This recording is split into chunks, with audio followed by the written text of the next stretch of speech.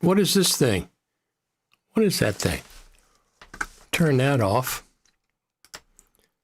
Yes, indeed. Yes, indeed. We are here on another Saturday morning. Final Cut TV, the longest running live Final Cut, if you want to call it a podcast. It's not really a podcast, but everybody calls it a podcast. I guess I will too. All right, we got a lot of people watching already. Bunch of people watching already. We are on Facebook Live, we are on YouTube, and we are on X, formerly known as Twitter. Still known as Twitter. I see people, a couple years ago, last year, 2 years ago, I'm leaving Twitter. And now they're back again. So I've never left. I've always liked X, Twitter, whatever you want to call it. I'm going to Blue Sky. What the hell is Blue Sky? I have a domain over there. I have a thing over there, but I don't even know what it is. I never visit there. It's like a dead zone. But anyway, here we are, YouTube, Facebook, and X Twitter. We've got a few things to talk about today. First, we'll make our comments. Good morning from Jamaica. Very, very cool. I know Buddy over there on the X platform. Good morning, good morning, good morning, and good morning from Montreal. There we go. Those are the first three good mornings. Lots of thumbs up already. Of course, when you do a thumbs up, it helps with the algorithm, right? It helps with get my collar straight. Why is it crooked? I don't even know. Crooked. It helps with what they call the algorithm. Another good morning from São Paulo, Brazil. Absolutely. Absolutely. I'd like to see some people from Brazil come to the Creative Summit in the spring, if it's possible.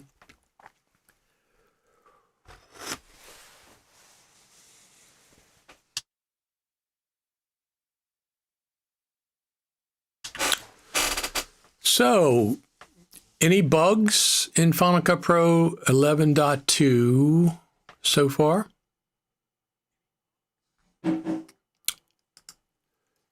Hello from Denmark. Found the non-optimal way to use my Lexar SSD with my iPhone 15 Pro Max and HOHEM 3 Ultra. I can balance the gimbal if I have the SSD on the screen side of the phone. Yeah, I know that, but I don't do that. I do the back of the phone. So I saw that they could do that, but they made their gimbal arm. I did a video on it. They made their gimbal arm a ½ inch to an inch shorter than the Insta360. And when you mount the SSD on the back of your iPhone, it hits. It won't go around. Good morning from Quebec. I don't know how to pronounce your city. Beauharnois.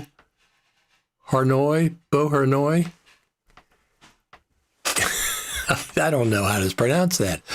So this is, I use my SSD and I use my Hollyland Lark Max 2 audio. You can't do that hanging off the end of the iPhone. You can't do it with the HOHEM, the new HOHEM.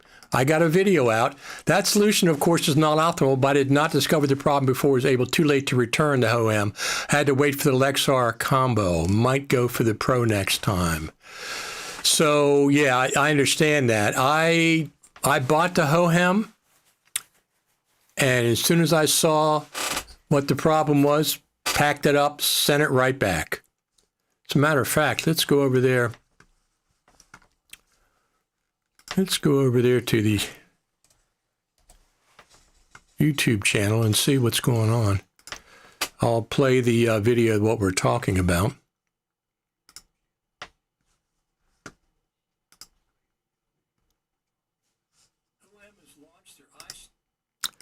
I will play what we're talking about. Watch this. Where are we? Here we are. All system audio. Let me turn that on. There we go.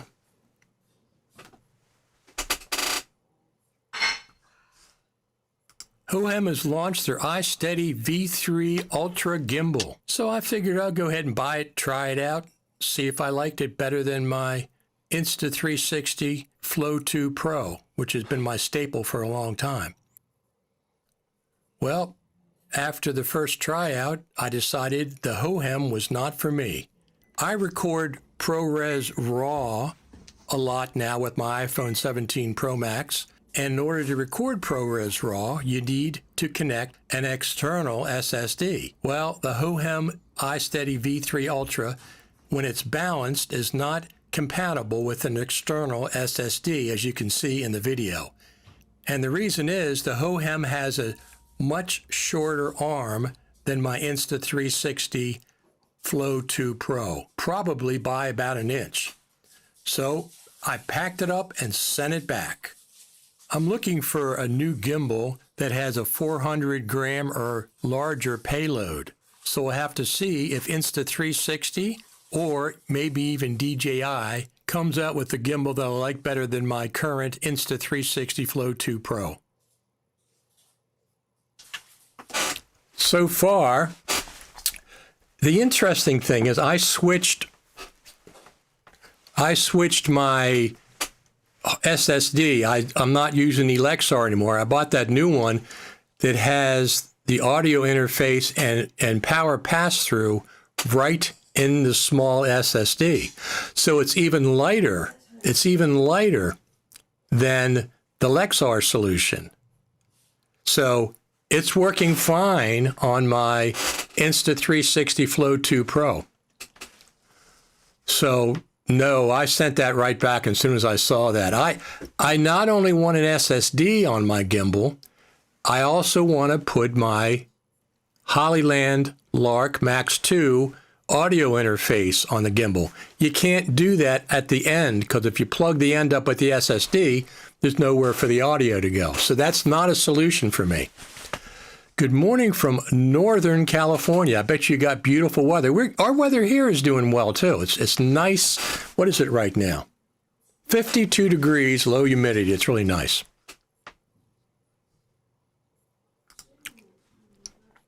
I've read this week an article who say SSD external using USB and Mac don't run trim and also garbage maintenance. If you're slowed down, you may have to reformat.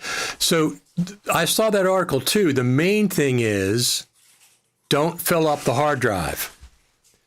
I think the problem comes when you fill the hard drive up and then delete files. Because of that issue on the Mac, when it connects to an SSD, don't fill up the hard drive. Keep it 50, 60% and then erase files. At least that's what I read. At least that's what I read. I'm hoping the smaller size of the iPhone Pro will mean that it will not do what you are showing in the video. With the Pro, the increase in payload had me achieve because of the short arm. Yeah. The thing is though, why compromise? My Insta360 Flow 2 Pro handles everything I need without issue, especially with the new SSD. It handles the SSD and the Hollyland Lark Max 2 tiny audio interface on the back of the phone. So why would I compromise when it works now with the Insta360 Flow 2 Pro? Cloudy, some rain. There you go. I should be visiting your state in the spring when the Final Cut Pro Creative Summit comes around. Cupertino. I'm sure we'll be back at Cupertino so we can go to the Spaceship Campus again.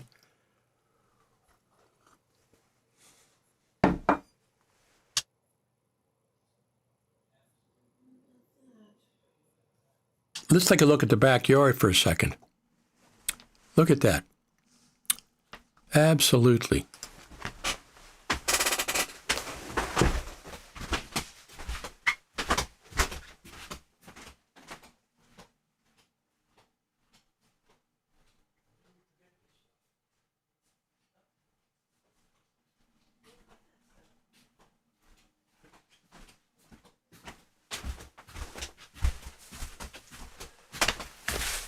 I don't know how much smaller they're going to make SSDs for iPhones, but this company I never heard of before has made one that's tiny, absolutely tiny. So one of the things that I really like with my Hollyland Lark Max 2 is this nice pouch that they have.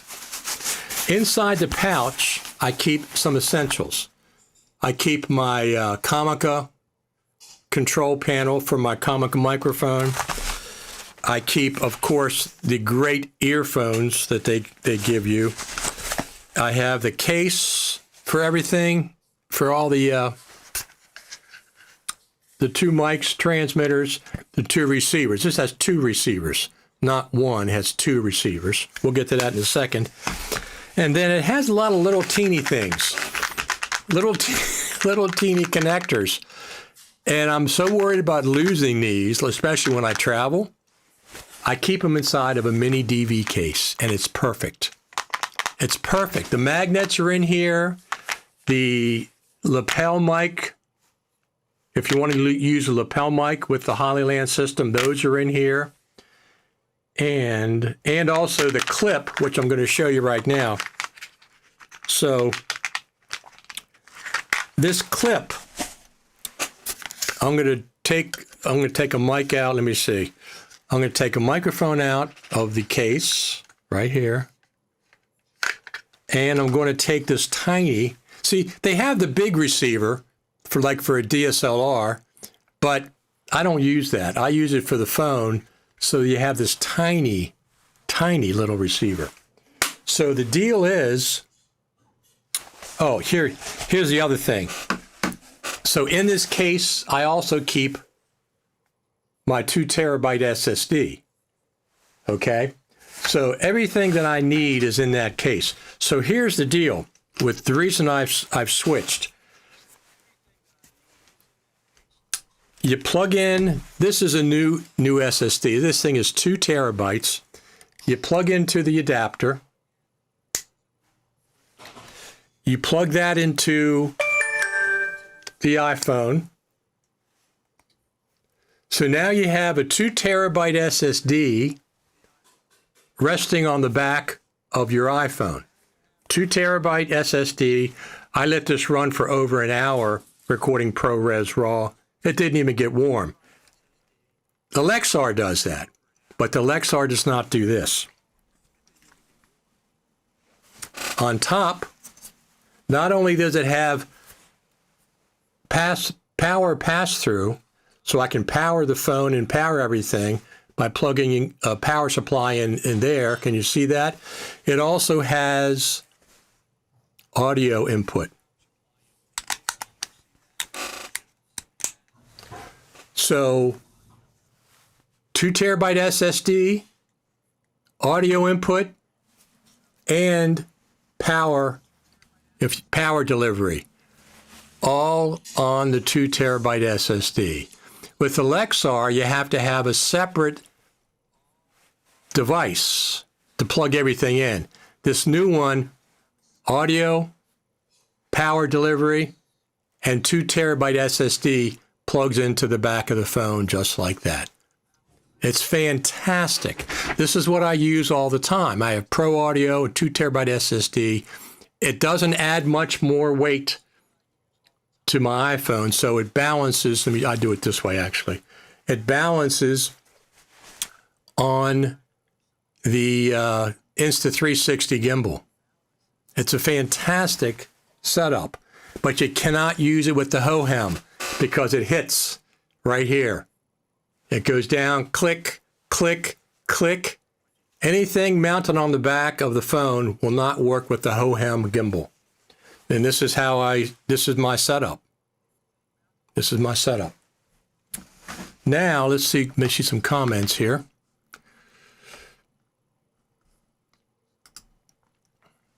I agree with you, Richard. Increasing the payload by maybe shorting the arm was a very stupid way for increase the payload, if that was the reason for having a shorter arm. Here's what I'm looking for. The Insta360 Flow 2 Pro is over a year old at this point. I'm looking for the Flow 3 Pro coming out anytime now, and I expect it to also have a 400 gram or longer or more payload. DJI just came out with one that has a 400 gram payload, but the DJI one is for smartphones and action cameras.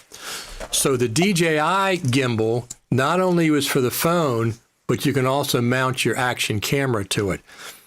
And that's 400 grams. Okay, so that's true. So I expect Insta360 to be coming out with one. It was a dumb design.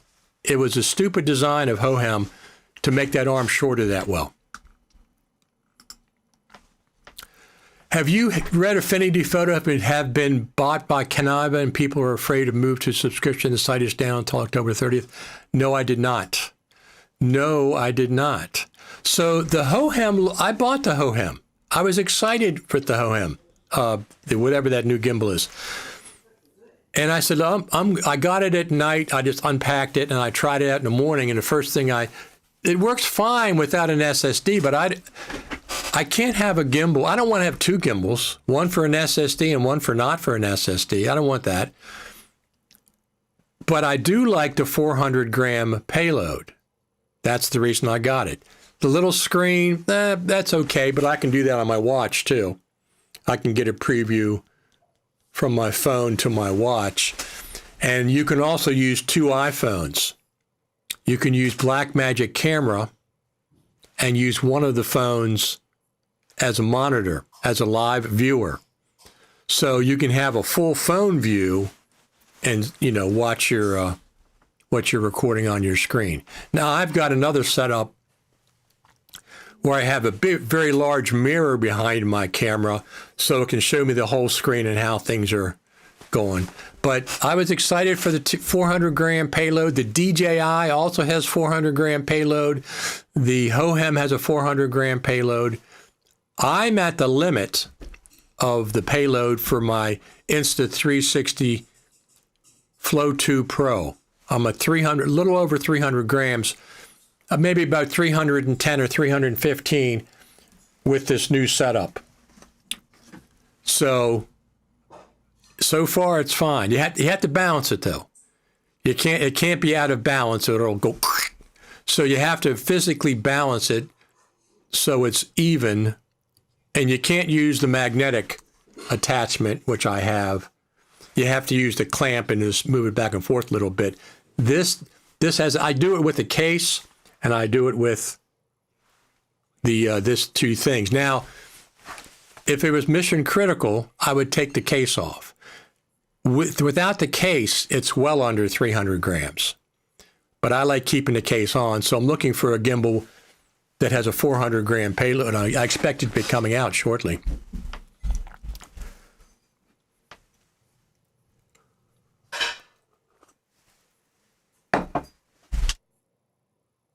So when I see these influencers doing product reviews, and the first thing they say is, this is sponsored by the product manufacturer, okay? Thumbs down. I don't believe your review at that point. I don't care who you are. I don't care what you say. If they're giving you the gimbal, if they're giving you the product, if they're paying you to do the product review, of course that's going to influence your outcome. You can say what you want. Those are just words. I see action. I'm not even saying that I wouldn't do that. I'm not saying that I would not take a sponsorship to do a product review. So far, I have not. For example, I have friends who have plugins, Final Cut Pro plugins. If I like the plugins, I'll promote them, period. I'll try them out and promote them. And whether or not they give me a copy of their plugin that's not an issue. If I like it, I like it.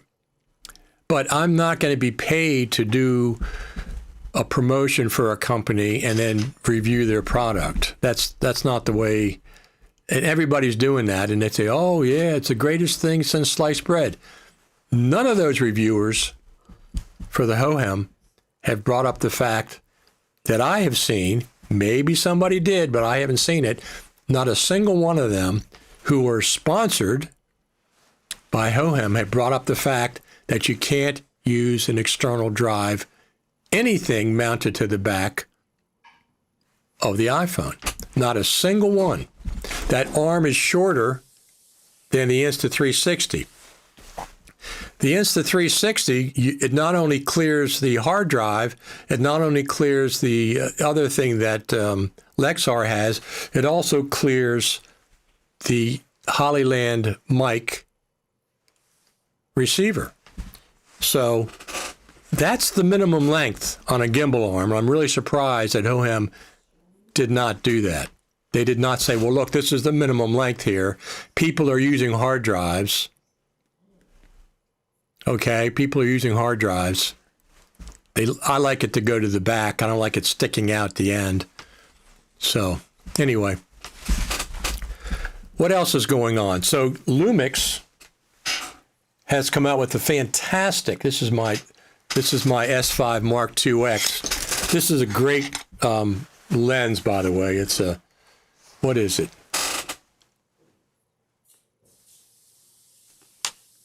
35 to 150 zoom lens, f2.8 constant, 2 to 2.8 constant aperture. So it's a very fast lens, but it's also a zoom, 35 to 150. This is my staple lens now, except if I'm shooting outside. If I'm shooting outside, I have a smaller lens. This thing is a beast, but it's really, really good.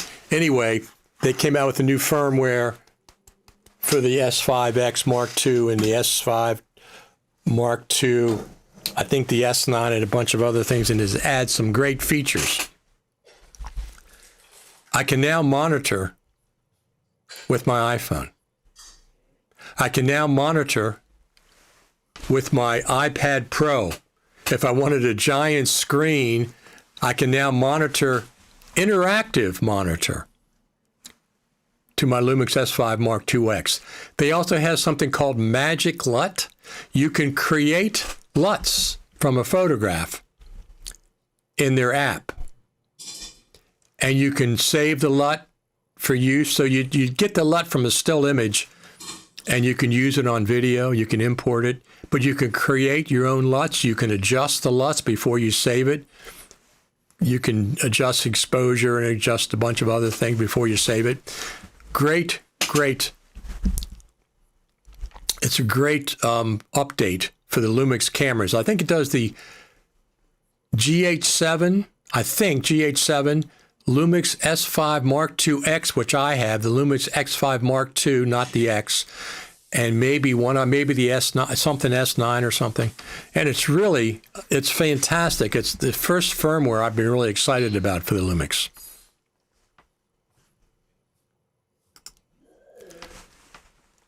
That lens sounds heavy and expensive at the same time with 2.8 aperture and 150 millimeter. It's a 2.0 to 2.8. So at the low end, it's just 2.0. The maximum is 2.8 at the 150 end. So it is heavy and it is expensive, but I bought a bunch of prime lenses when I first got that. I have 4 or 5 prime lenses.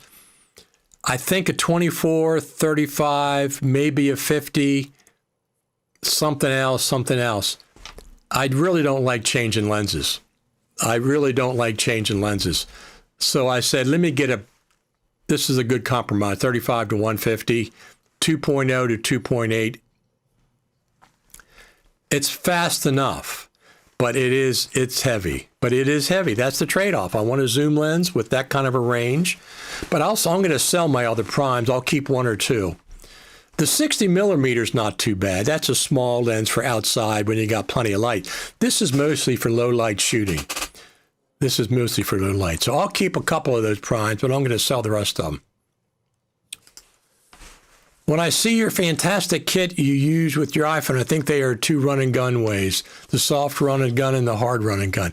So when I see people completely rig out their iPhones, I mean completely, with cages and lights and audio and blah, blah, blah. Listen, if I'm going to do that, I'm just going to grab my Lumix S5 Mark IIX. I'm not going to rig out my phone with all those cages, and it makes a nice, sleek iPhone into a beast of a camera. I got my beast of a camera right here. I got it right here. If I'm going to shoot, if I want that, I'm not going to rig out my iPhone. I used to rig it out more than I do now. I don't rig it out anymore. This is what I would use. This shoots 6K. It shoots RAW, both ProRes RAW and Blackmagic RAW. It shoots RAW out of the HDMI port, so whatever kind of recorder you have, you can record it. But anyway, that's my big gun. Most of the time I shoot with my iPhone. And I have the two iPhones. I have the 17 Pro Max and the 16 Pro Max. Soft is with all the stuff and hard with only the iPhone. But even with only the iPhone, is how you understand videography. I help a lot. Absolutely. Absolutely.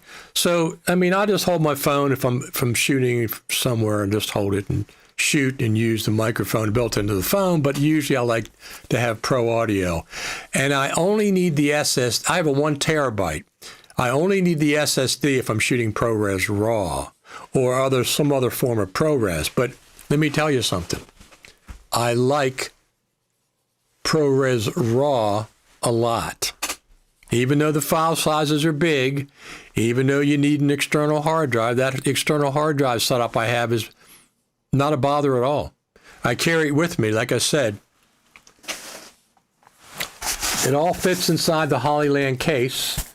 The SSD, the USB-C adapter, the U-shaped adapter. I have, a couple of cables, and it all fits inside here. So I really like that. And I'm very, very satisfied with the Hollyland, the quality of the Hollyland microphone, the distance, everything about it. I'm so glad I got this versus the DJI Mic 3. Is that what it is? So I think that HOHEM made a big mistake with their gimbal.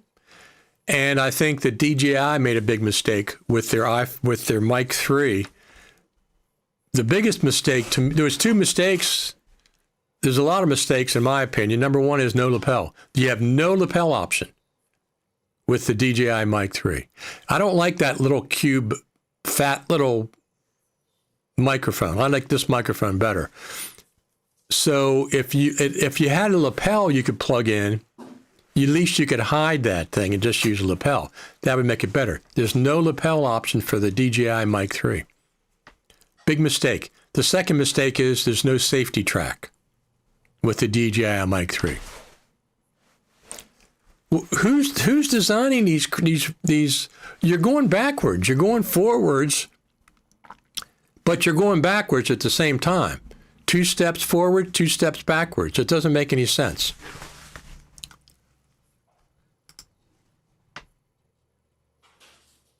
Is this the Samyang AF autofocus 35-50 millimeter? Yes. Yes, it's the Samyang or the other brand. Is it the Samyang? No, mine's the Rokinon, but it's the same lens. Yes, it's the same lens. It's a Rokinon. It's made by Samyang. Yes, either one is good. I got it for less than $1,000 on sale. It seems to me a camera like the Lumix and the iPhone are just about all you need professionally. Yeah, I mean, listen, if I'm doing a paid shoot, sit-down interviews and stuff, just for appearance-wise, I'm not going to show up with just iPhones. Because they're going to think, what am I paying this guy for? They're just using iPhones, not realizing the quality iPhones. I'm taking my bigger camera out, and I'm shooting in 6K. And if I want to shoot open gate, I can shoot 6K open gate, so I can do vertical or horizontal, or I can shoot 6K 16:9. Now, the iPhone shoots 17:9. The iPhone shoots either open gate, which is the full width and height of the sensor, or it shoots 17 by 9, which is obviously a little wider than 16 by 9. So I've really enjoyed ProRes RAW. I really have. I mean, yes, that's why I got the 2 terabyte SSD. So the 2 terabyte SSD will shoot 4 hours of ProRes RAW OpenGate. 4 hours of ProRes RAW OpenGate with that 2 terabyte SSD. I'm not going to shoot 4 hours of ProRes RAW in any circumstance that I can see. It shoots 5.5 hours if you make that 17 by 9 in ProRes RAW. Now, the good thing about shooting with the SSD is I don't have to transfer from media cards. I just take the SSD off, plug it into my Mac, to my Mac Mini, and transfer files directly that way. I never edit off of it. I never edit off of my only copy of the media. I always transfer it and then edit, if not even making another copy. Are you surprised how well HEVC performs and how easy Mac with them chips can edit it? Yes, but I'm glad. Most of my shooting is HEVC, either on the iPhone or the Lumix. Like I said, the Lumix shoots MP4, shoots MOV, MP4, HEVC internally. If you want to shoot RAW, RAW comes out of the HDMI port. So you can shoot RAW into a recorder, either a ProRes recorder or a Blackmagic recorder. It's just shooting generic RAW out of the HDMI port. So if you want to shoot RAW with that camera, that's what you do. Now, obviously, the Lumix S5 Mark IIX is a better camera than what's built into the iPhone. And when I was at the Creative Summit last year, I shot with both. I would, if the sessions, the rooms are a little bit on the dark side for videotaping. So I take my Lumix S5 Mark IIX. I'm not sure if I'm going to take that big lens when we have it in the spring, or just figure out, I don't need a wide shot with the Lumix. I have that with my iPhone. So I just got to figure out, maybe I'll take 1 or 2 lenses, smaller lenses, to shoot more close up. Now, the lenses that I have are like f1.8, the primes. So they're really fast. They do a great job in lower light. The iPhone's a little iffy on lower lights. That's why I bring the Lumix with me. But to answer your question, Daniel, yes, I am pleasantly surprised how well HEVC performs and how easy the M5 and M4 Max edit. I have no problem with it, with editing. I'm telling you, I'm really liking the ProRes RAW. I really, really like it. It is, you have more options. You can adjust your ISO, you can adjust your other things before you start any color correction. This is the very beginning. Something else. I like the floating HUD. When you're in Final Cut Pro and you're adjusting the ProRes RAW, a HUD window pops up. That's where the controls are. You can move it anywhere you want.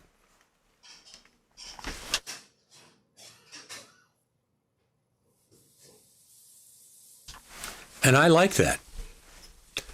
I'd like to be able to move the inspector where I'm working rather than going from one end of the screen all the way over the other, back and forth. I'd like to have an inspector HUD, move it where I'm working in the timeline, so I'm just going up and down a little bit to adjust things. Or clips over in the browser. I select a clip in the browser, got to go all the way to the library to adjust it. Browser, library, browser. Let me take the library and bring it over to the browser so everything's close by. The only thing I add to my phone is an SSD, a microphone connected via Bluetooth, and an ND filter to control light. Sometimes I use a HOHEM gimbal, but I can use the hub with the gimbal. What hub are you talking about? What hub are you talking about? You can't mount it on the back. You can mount it at the end, but you can't mount it on the back. I don't like it on the end. Yes, I understand that. And listen, if you bought the HOHEM and you can't return it, yeah, put it to good use. Put it to good use. But I bought it and I returned it the next day. That's one of the good things about buying on Amazon, right? That's one of the great things about buying on Amazon, is they give you 30-day return policy or whatever. Have you and can you record the other formats to your SSD drive attached to your phone? With the Blackmagic camera app, you can. You can choose where your media is stored.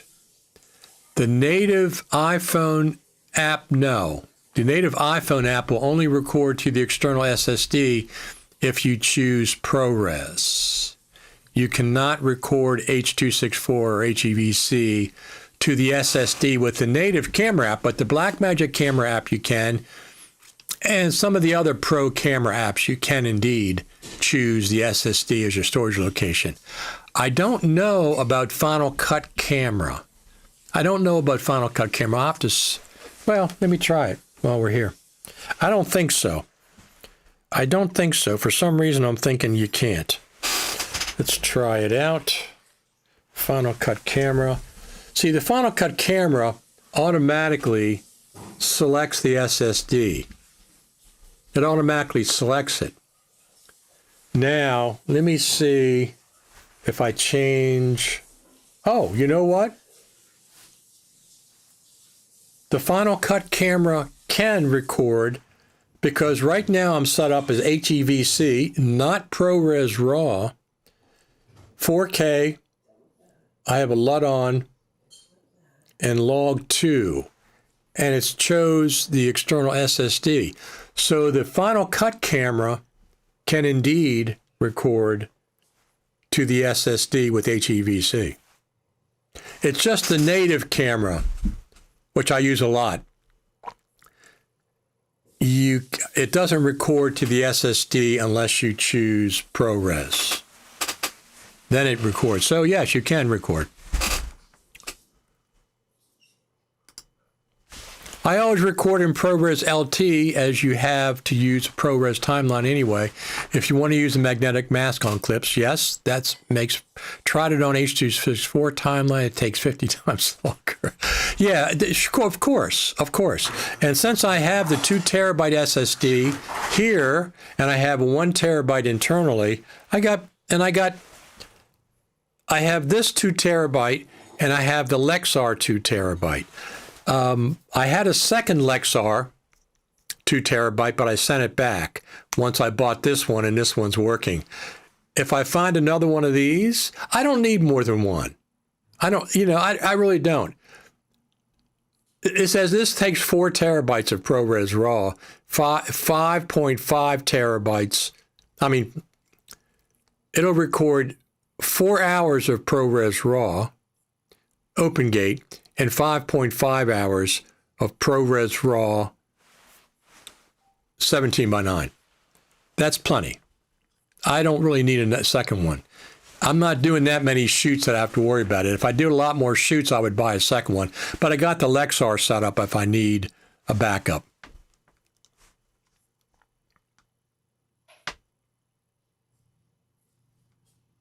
Absolutely. So what else? So we talked about the HOHEM, which I am disappointed in. I thought, wow, a 400-gram payload is fantastic. And let me just click this off. I said, well, that's great. But when I put my SSD on and it kept hitting, I said, wow, that's crazy. That's going back. I don't care about anything else. I think Resolve needs floating window capability. Yeah, it does the same thing. Although with Resolve, yeah, you're right, because one of the good things about Final Cut versus Resolve is you can edit captions in the viewer. So if I select a caption in the timeline, I can edit it in the viewer in Final Cut Pro. But with Resolve, you have to select it and go all the way up to the inspector to modify. So Final Cut, you can modify titles and captions in the viewer. Resolve, you have to go to the inspector. So I like editing locally, close to where I'm working as possible.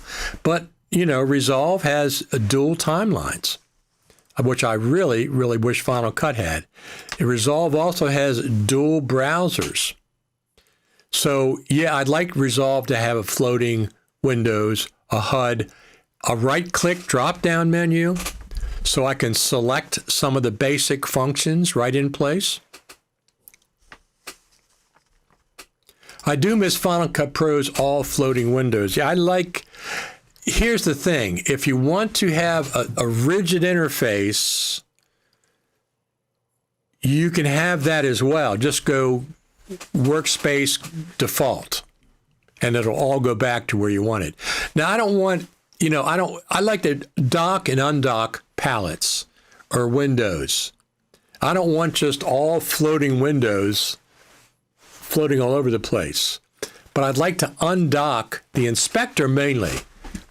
Undock the inspector and put it where I'm working rather than going back and forth and back and forth.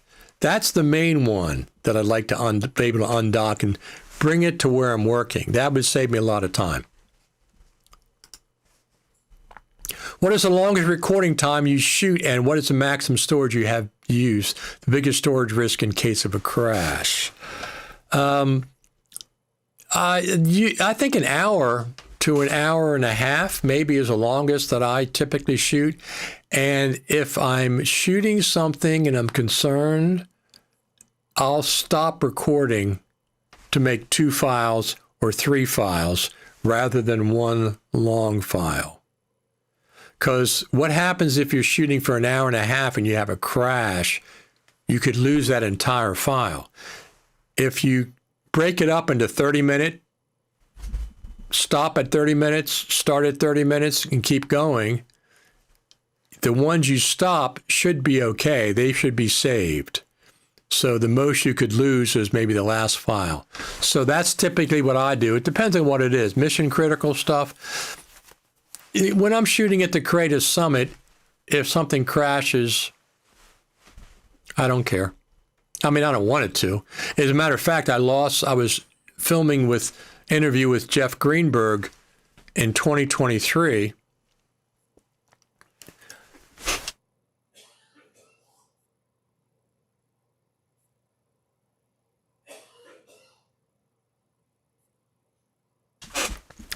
And it was the Road app, and it crashed.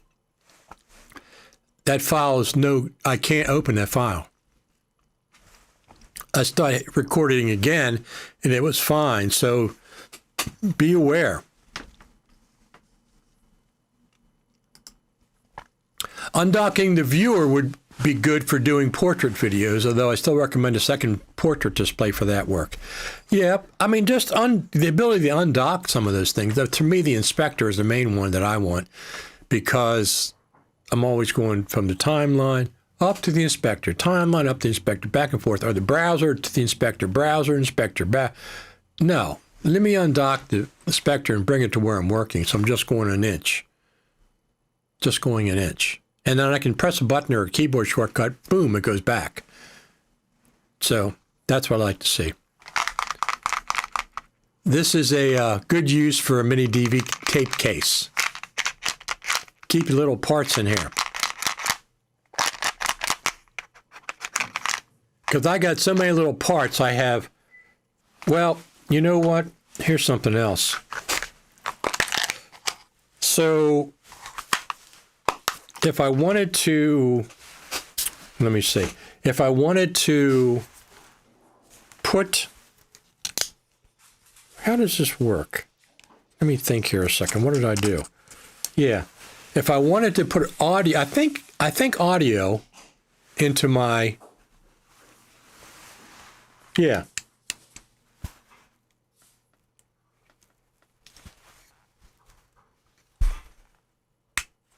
So if I want to put audio into my DJI Action 5,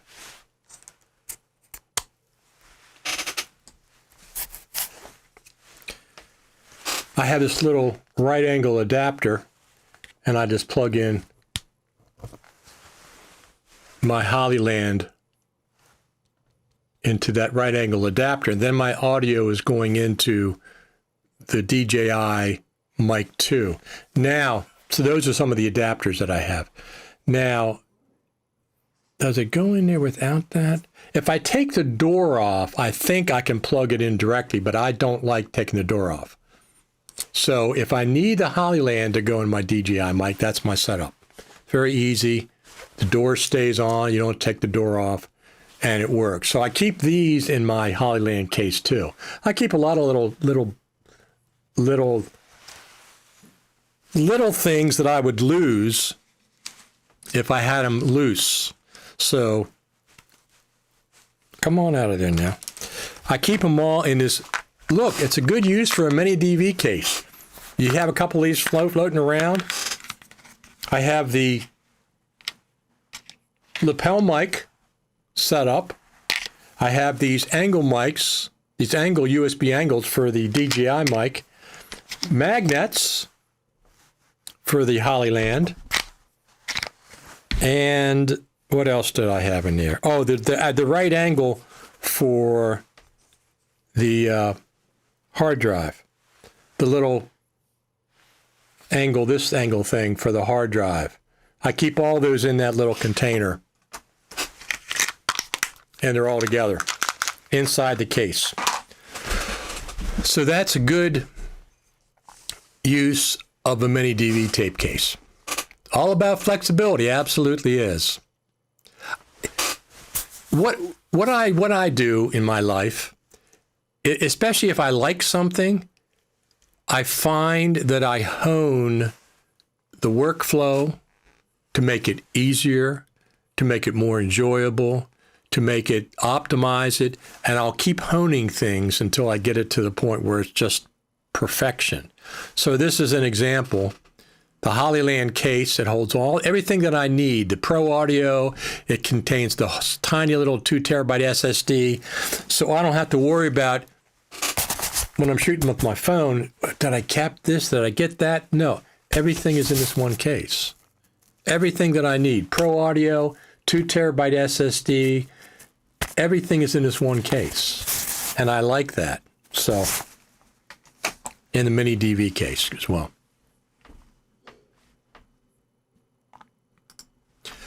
I use both slots to record twice the file for maximum protection with my XT-Cam camcorder. Not perfect, but it helps to get master and backup.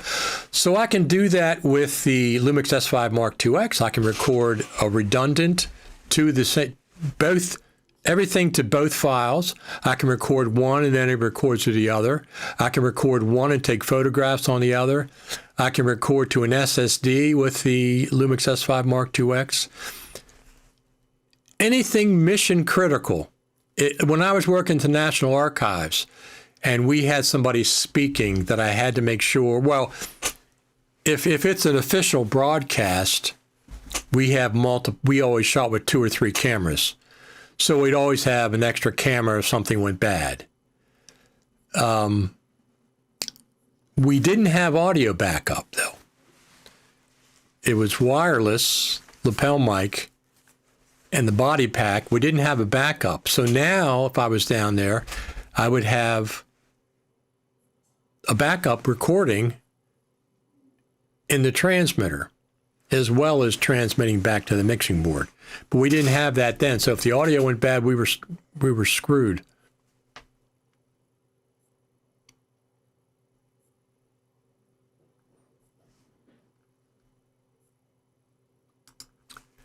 If you look at the DJI 7P gimbal on their website, it looks like it will have the same problem as the HOHEM with Yeah, the only good thing about the DJI is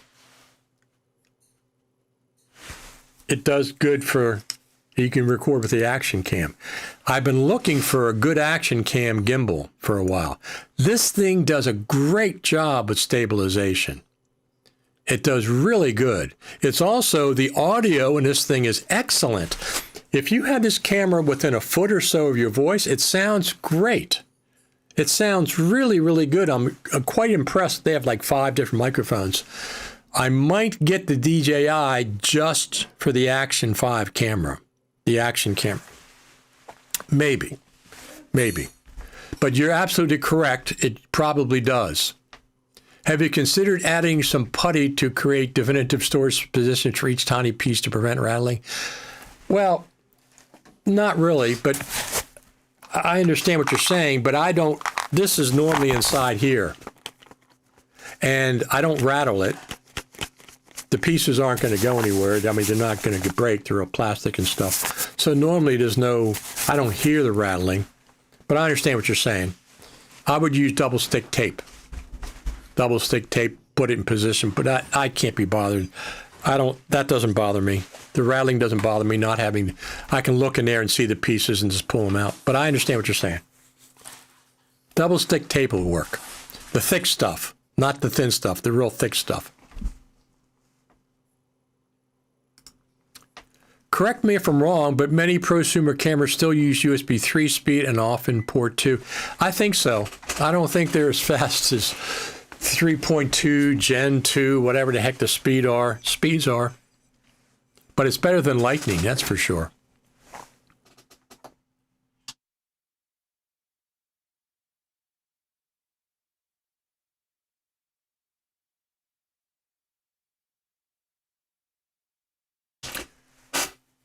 If you see, there's some leaves on the ground. We've just started to get leaves right now, so I've already got one batch out last week, and I got to get another batch out, not this coming week, but the week after. That's because I have a pickup service that comes twice a month, and they'll take 30 of those Home Depot paper bags in each pickup, so 60 bags a month. It's not enough. I always have more than those 60 bags. Either I got to take 1 trip or 2 trips to the dump myself. They don't charge us. You can dump leaves and yard waste for free, but you still have to bag them up. Collecting them and dumping them is one part. Then you have to bag them up, and that takes some time. But I know that. I've been doing it for years. I've been in this house since like 2000, so I've been in this house for 25 years. So I know the routine. I'm going to get a new snowblower this year too. I bought the most powerful leaf blower on the planet, the Echo 9010, 9080 something or other. I got that a couple years ago. It's fantastic. I got a new zero-turn Cub Cadet lawnmower. The ZT150, 50-inch, fantastic, 23 horsepower, Kawasaki engine. It's great, zero-turn. I got a huge vacuum system on the back. The, what is it? The, I forget what it is. It's a commercial-grade vacuum system that I haul around and vacuum up, but I have to dump those leaves, then I got to bag them. So collecting them is not an issue. Blowing them with the leaf blower. I'm going to get a new snow blower this year too. It's an Ariens 28-inch SHO, super high output. It'll blow 72 tons an hour. That's a lot of snow. You could say the trees are leaving. Yes, they are leaving. But they still have a lot of green up there. I expect them to come down in the next 3 or 4 weeks. That's why so many videographers need to use a card reader, because they can't transfer faster than USB 3 from the camcorder. Does a card reader go faster than that? I have this one. Lexar. It was the fastest one I could find.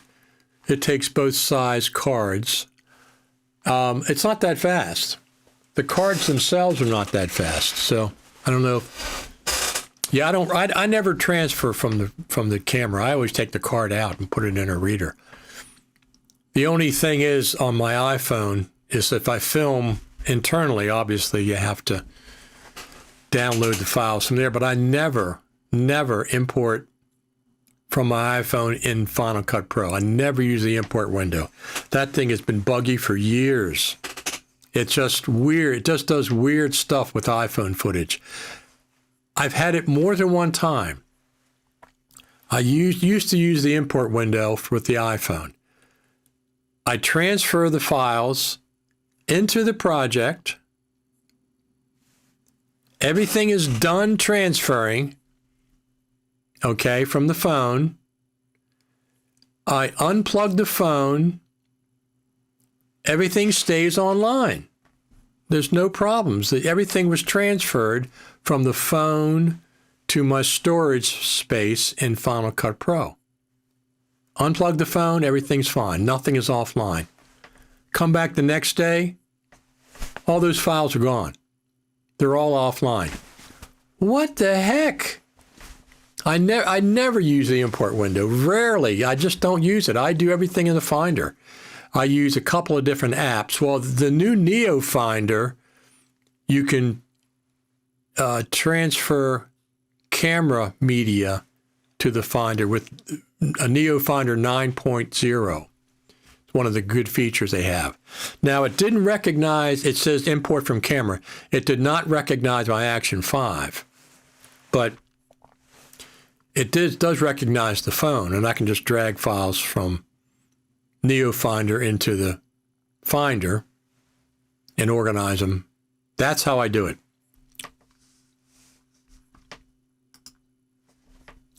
Yes, Sony has a card reader using Thunderbolt. So it's faster. Is that what you're saying? Yeah, that would be good. But the cards themselves are not that fast. You know, the cards are not, optimal speed. So the card itself has a data rate limit. I don't know what it is, but it's not, full Thunderbolt speed. The cards don't transfer that I know of. The interface is one thing, but the cards are another thing altogether. So what's going on with Final Cut Pro for the rest of the year?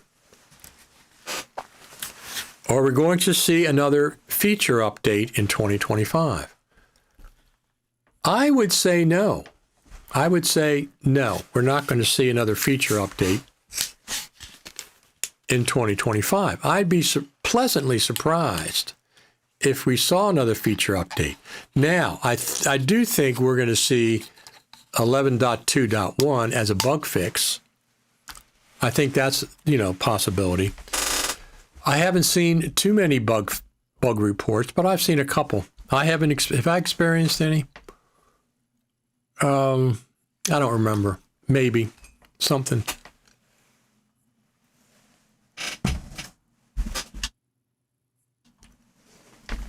Maybe, but I expect 11.2.1 between now.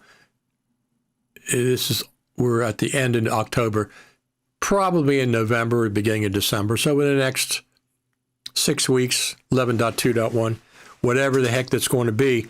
Now, here's the other thing.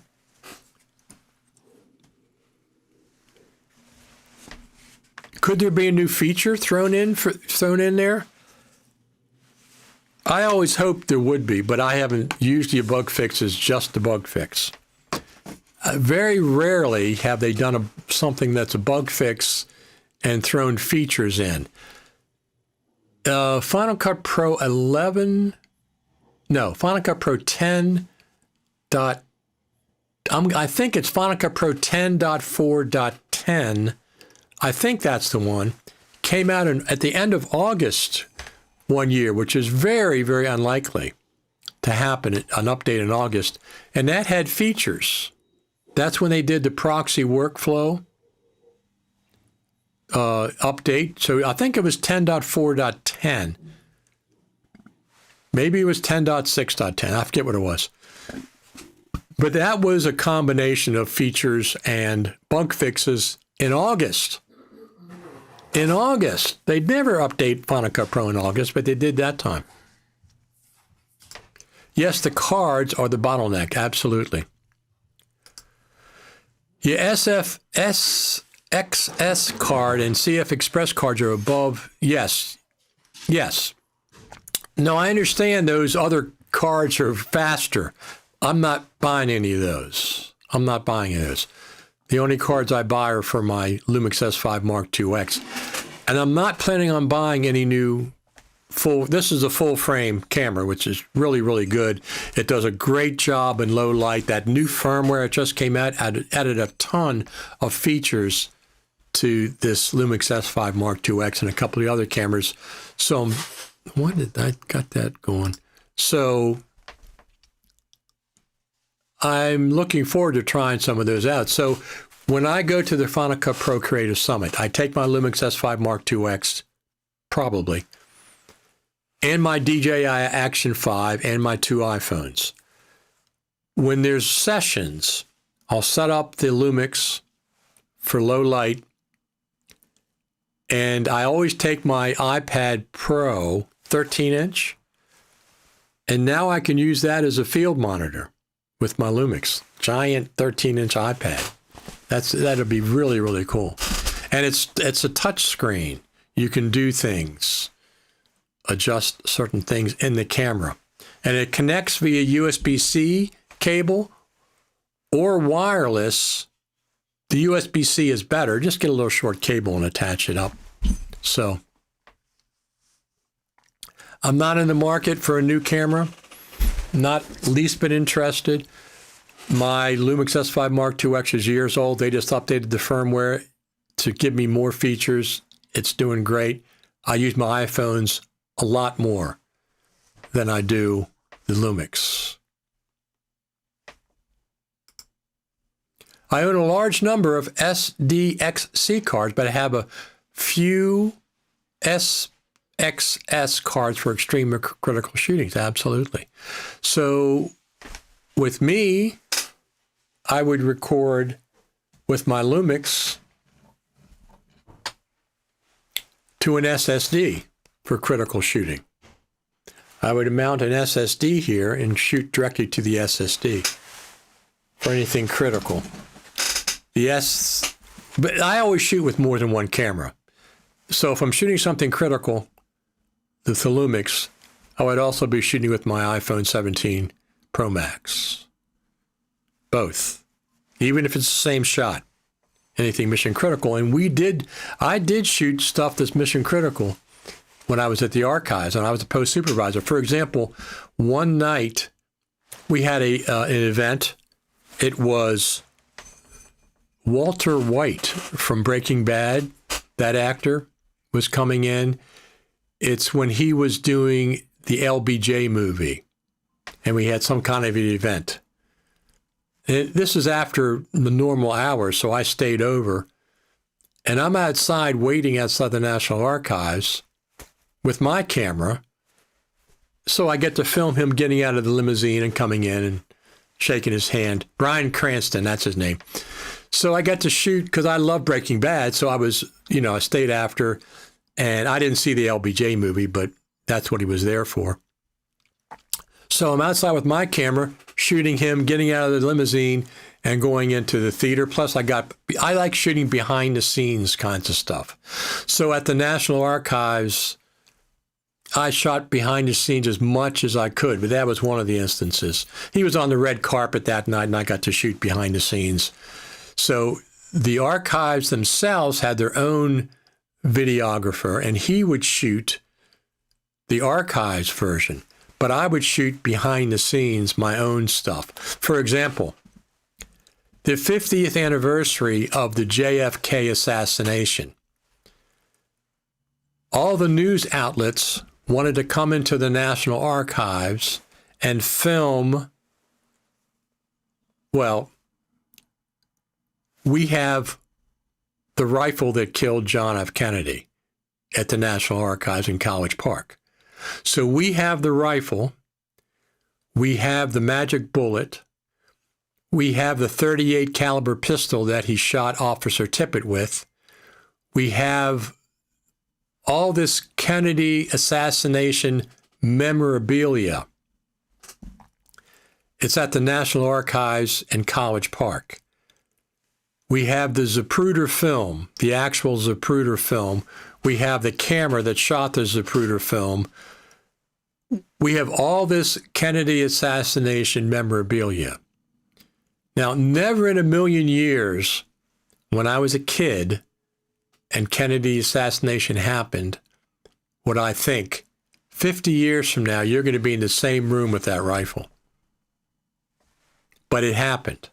The point is, the archives had their own videographer shooting the stuff, all the memorabilia, but I had my own camera, not even an iPhone. I had my own little DV camera, HD camera, and I shot my own footage of all that stuff. And the idea was all the news organizations wanted to come into the archives and film all that memorabilia, and the archivist said, no. You're not coming into the National Archives. This stuff is highly guarded. It doesn't come out that often. However, we will film it. The National Archives will film it, and we'll give you copies of that video. And that's what we did. But I got to shoot my own. I had my own camera shooting the Kennedy assassination memorabilia. So let me just go here real quick.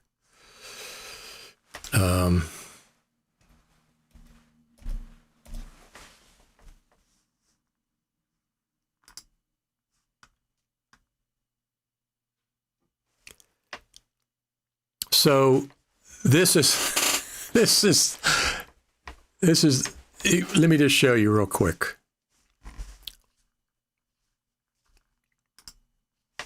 Here's my broadcasting award from Apple. This is me standing next to the Oswald's rifle at the National Archives. That's the rifle that killed JFK. That's amazing. I never in a million years would have thought that I'd be standing next to that rifle, but there I am at the National Archives, and there it is. Chilling. That was a very, very incredible day. It's just incredible. So they will never put that stuff on display because it's the Kennedy family is very powerful. If they put up that rifle on display at the National Archives, they would have lines around for miles to get in to see it, just because it's such an iconic thing.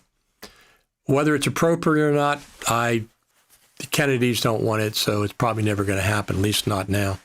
But it is at the National Archives in College Park, Maryland. That's where it's stored. That's where that rifle is stored. Just FYI. I was shocked. I worked at the National Archives and didn't know that we had that, the Kennedy assassination stuff, until one day the photographer, his name was Mac, we were good friends. He said, hey, do you want to go up to College Park with me? Because I worked in D.C. You want to go up to College Park with me, and I'm going to shoot the Kennedy assassination memorabilia. And I said, what are you talking about?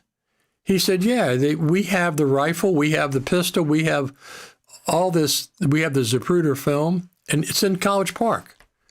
I said, you've got to be kidding me. So anyway, he took me along, and we got to film that. We got to film it. Like I said, the National Archives videographer filmed it, and then I did my own filming behind the scenes. But you saw in that picture, it was just right there. Chilling. It was quite an experience. One of the many experiences I had working at the National Archives. That was one of the most memorable for me. Just buy an adapter to put my iPhone on a tripod, because sometimes you need a very stable capture and no handheld shot can reach it even with an iPhone. No, absolutely. I don't use the iPhone handheld very often. I use it on a gimbal or a tripod. I have multiple tripods setups for the iPhone and the DJI Action 5.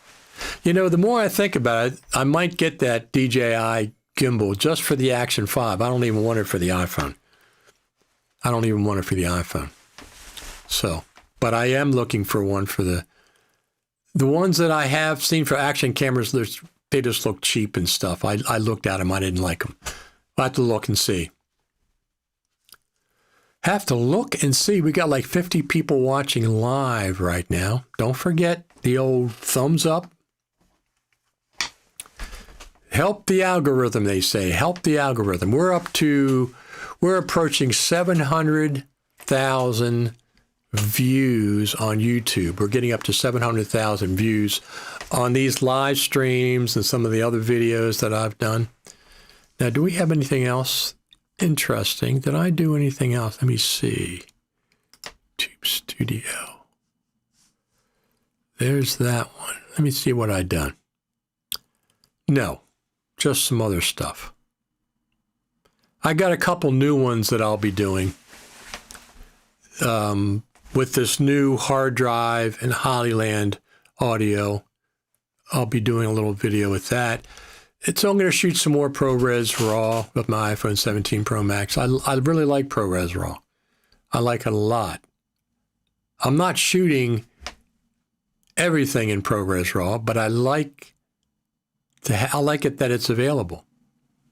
And we still have not heard from Apple, have we, on why we have to shoot to an external SSD. I still think it's because they can't shoot internally without paying Red the RAW license. Even if it's pennies, it would be pennies on millions and millions and millions of iPhones. If it was $1, they'd have to pay that.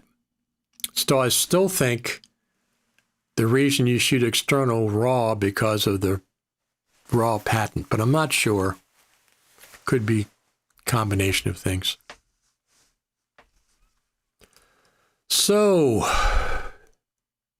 did anybody get the iPad, the M5 iPad Pro, whatever it is, or the MacBook Pro 14-inch with M5? Anybody get one of those? Where are we?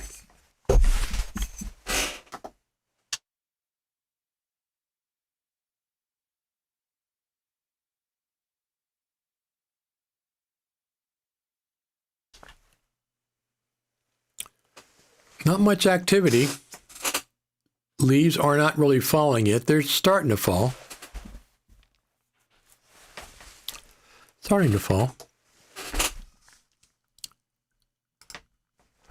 I still often use full HD because it also often good enough and my camcorder performed better in HD than 4K in low lighting.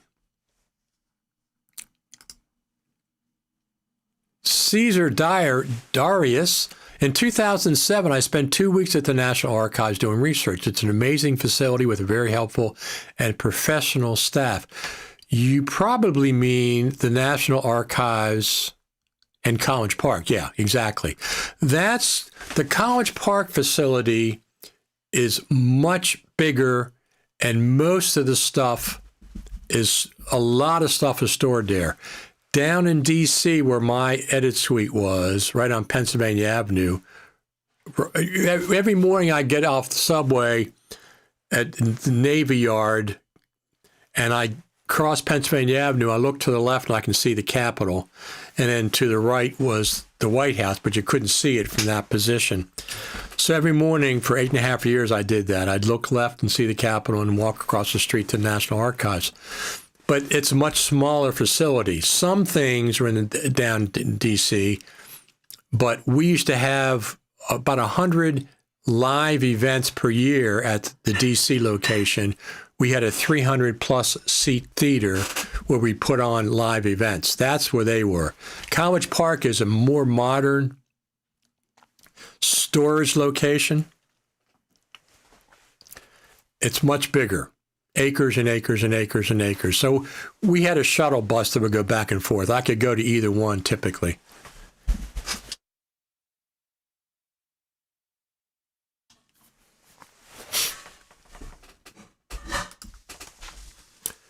I'd like to have the M5 Vision Pro, but I can't. I understand that.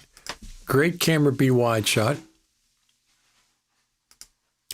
Is your Lumix S5 more sensitive in low light shooting in HD than 4K? I don't know. I don't shoot in HD. If I'm pulling out the Lumix, I'm shooting 4K. No, I'm shooting 6K. I'm sorry. I shoot 6K with the Lumix. I don't even shoot 4K. I don't know. To be honest with you, I don't know. Oh, one of the other things that they added with this new firmware, which is fantastic, I can live stream with my Lumix S5 Mark IIX tethered to my phone. I can live stream tethered to my phone. And to like YouTube, or I can use one of those RS, whatever those things are, RSMTP, whatever the heck that is. You put that in there and you can live stream from the Lumix S5 Mark IIX tethered to a phone. You can live stream. So that's really cool too. A lot of features they added with this Lumix. They breathe a lot of new life. And this camera is 2 years old, I think. I got it in April, May. When it came out, I had a GH4 and a GH5. Like both of those, I did not get the GH6 or the GH7, and I switched. I was looking at the Sony cameras at the same time. I said, I want to get a full frame, something good in low light.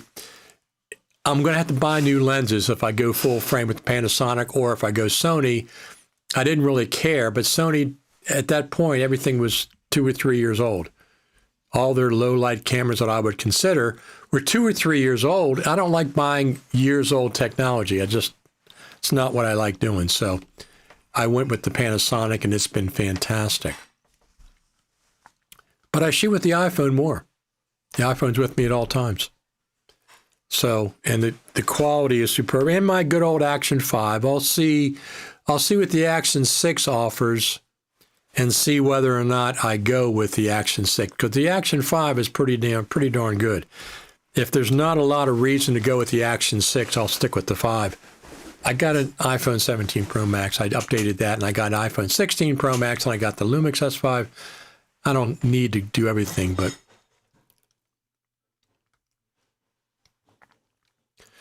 so what do we think is going to happen with Final Cut Pro for the rest of 2025? I don't think we're going to see any feature update until the Creative Summit. They're saying in the spring. I have not reached out to anybody yet to see if they mean literally in the spring or just sometime after the first of the year, at the beginning part of the first of the year. So if they don't mean literal spring is March the 20th and after. And I know that because that's my birthday. My birthday is the first day of spring. I don't know if they meant, when they said spring, if they meant literally the spring. If they meant literally the spring, I would say we're going to see the summit sometime at the end of April or May, because March the 20th, FMC is very busy getting ready for NAB.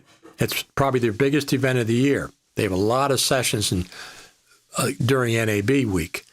So NAB is like the second week or third week of April. So from March the 20th to the second week or third week of April, FMC is really super busy getting that all set up. They don't have time for a creative summit. So I don't think it would be from March the 20th through the end of April. If they meant literal spring, it'll be at the end of April or more likely in May. That's my best guess. If they didn't mean literal spring, they could have just meant, well, we're going to do it after the first of the year. So it could be February or the beginning of March. If they didn't mean literal, if they literally mean spring, I would say we're going to see the Creative Summit at the end of April or May. The videographer Doug Jensen have done a tutorial on my camcorder who shows same scene for 4K, but no go, but HD will work for night shoot with no lighting possible. Yep, that could be. I was opening boxes of declassified documents that had never been seen by the public. The collection is so enormous, at one point you just have to stop. Yes. What was the subject matter? If it's declassified, you can tell us. I was not there in 2007. When did I go there? I went there in the teens, 2000 and the early teens sometime. And I was there for 8.5 years. So maybe 2011, something like that. And I was a post supervisor down there. I was their lead video editor and post supervisor. And I did live sound for important events. So everybody's afraid of, well, I don't blame them. I have a lot of experience manning a mixing board because I was in a band. And when my band wasn't playing, I would rent the PA system out to make some extra money. So I have tons of stories about the National Archives. I was in College Park. I forget what I was doing there, but I was in the lobby at the College Park, and in comes Annie Leibovitz traipsing across the lobby one day. I didn't know she was going to be there. She was there to get some glass negatives or photograph some glass negatives or something. But here comes Annie Leibovitz tracing across the National Archives lobby. So I reached out to, what's his name? Who's the guy that does all of the JFK films? I forget what his name is. You know who I'm talking about. He did all the JFK films, famous producer, director. And I reached out to him before he did his last one and told him I have this film that I filmed, that's my personal film, of the JFK memorabilia, including the magic bullet, including the Oswald's rifle, including the sweater that Oswald was shot in or whatever. What the heck? We have that. We have Oswald's wallet.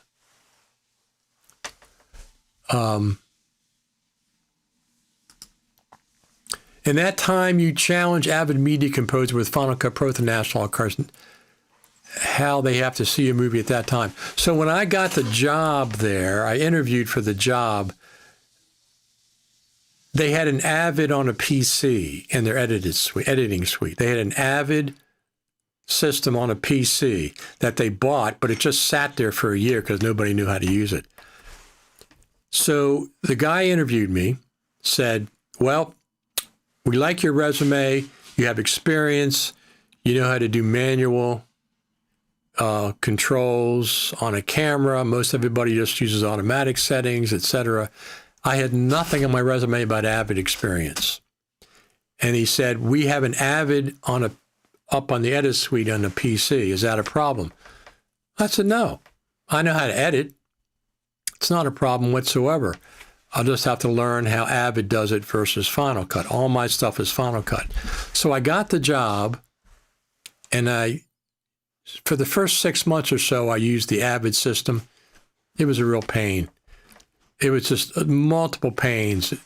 First off, it was a PC. I knew nothing about a PC, but I got things done.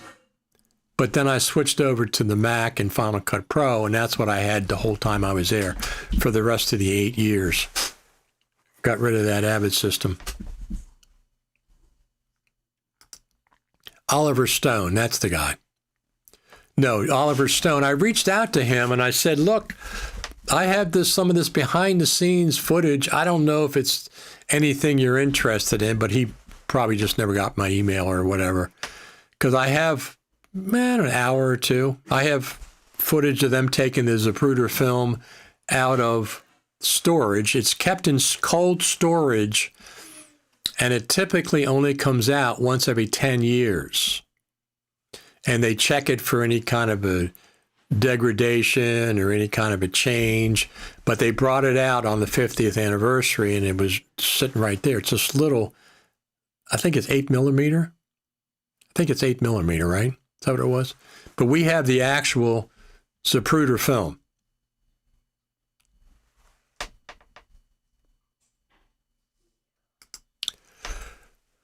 This is Caesar Darius. When Cubans who fought to oust Batista realized that communists were taking over, excluding people and confiscating property, they went back into the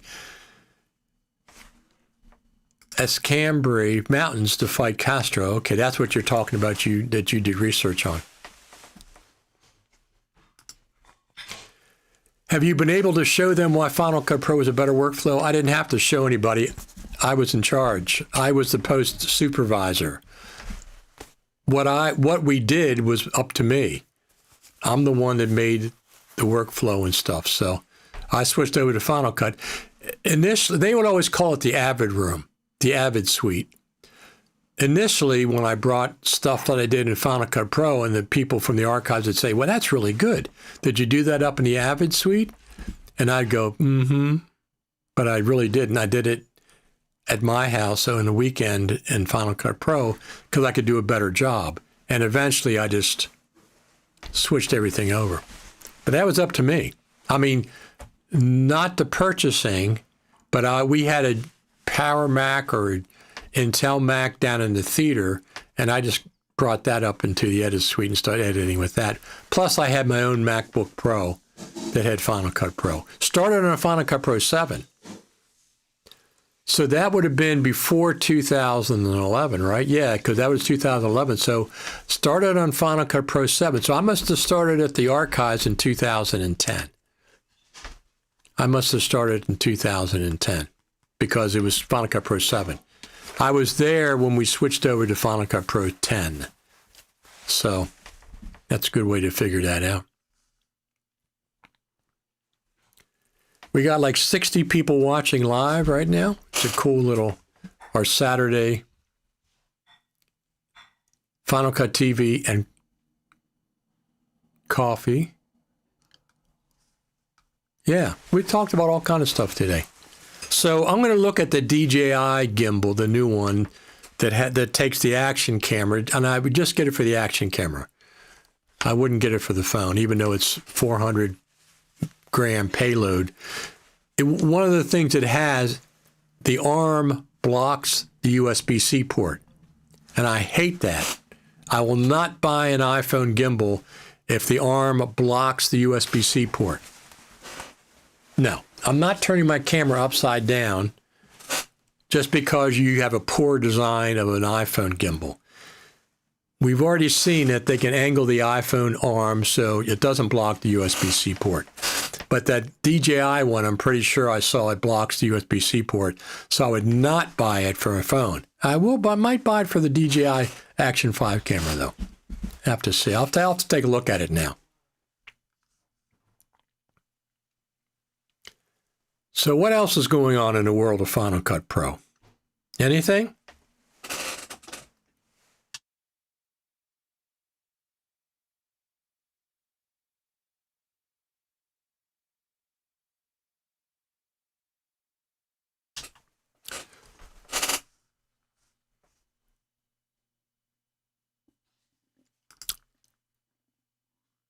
Imagine what you have been able to do using Final Cut Pro 10 since the beginning at National Archives was so fast editor. It's, I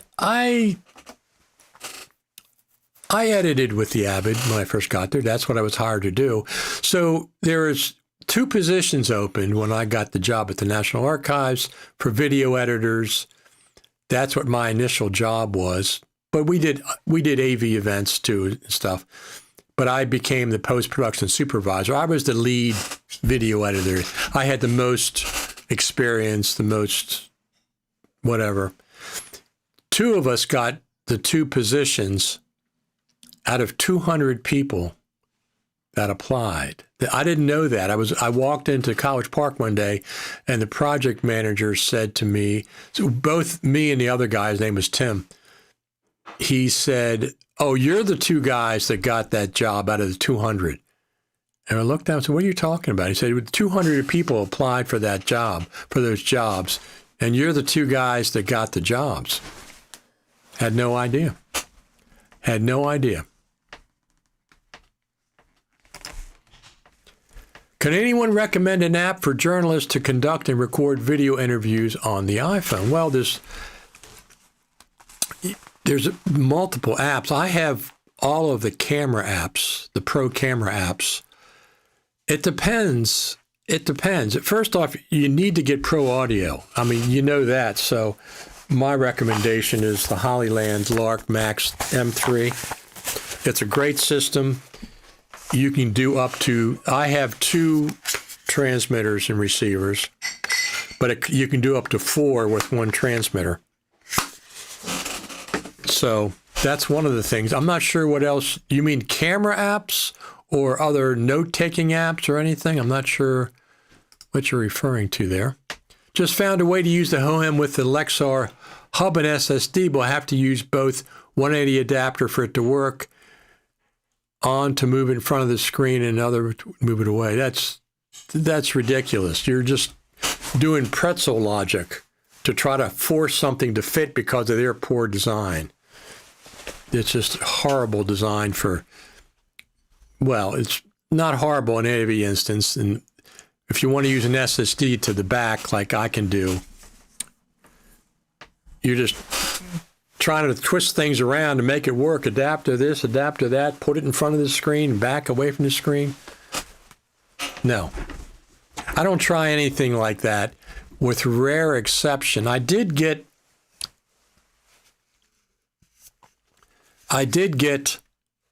this directly from Hollyland because I got a 5% off coupon, and then Apple gave me a 2% because I used the Apple card. So I got 7% off. It was actually cheaper recently. I think it was down to $239. But I did buy it directly from them. They had a 30-day return policy as well. What are the top 3 camera apps you suggest for most pro users? Well, Blackmagic camera is probably the one I recommend. It's free. It's very powerful. If you don't want something that powerful, I recommend Final Cut Camera, which is also free, which is less complicated and still gives you manual controls. And below that, I use the native Apple camera app, and that has advantages. If you're shooting live, you can switch cameras while you're recording. Very, very smoothly. It's the best switching live camera app out there. Does a great job. Blackmagic camera used to be able to do it, but they have 1 or 2 black glitches in every switch. I can deal with that. But so Blackmagic camera app is probably my top recommendation. I have Moment. Let me tell you what I have. I'll tell you all the ones that I have. Hold on, let me go check.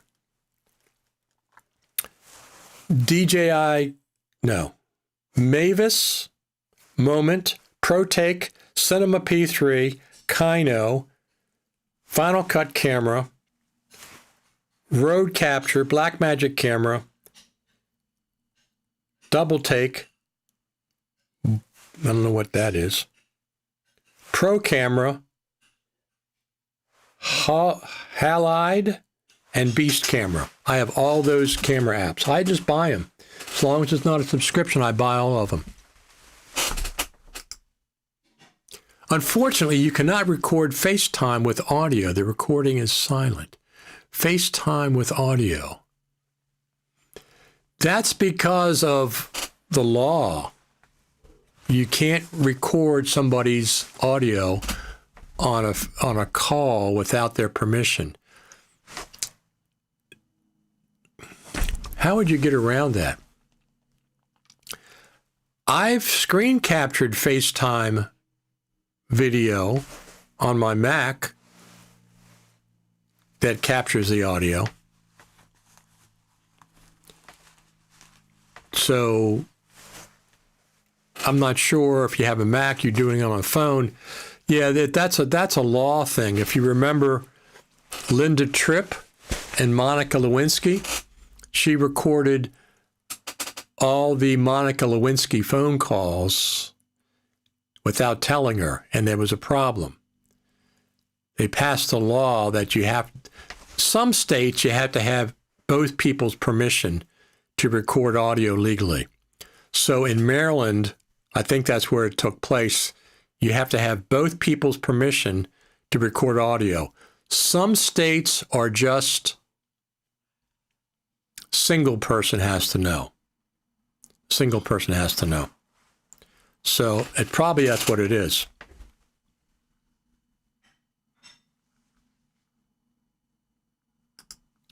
Is Blackmagic camera is compatible with Final Cut Pro as Final Cut camera? It's just recording H.264, H.265, or ProRes. So it's not a matter of the camera app doesn't have to be compatible with Final Cut Pro. It's just recording the file. I'm not sure what that means. RWPOETs? I'm not sure what that means.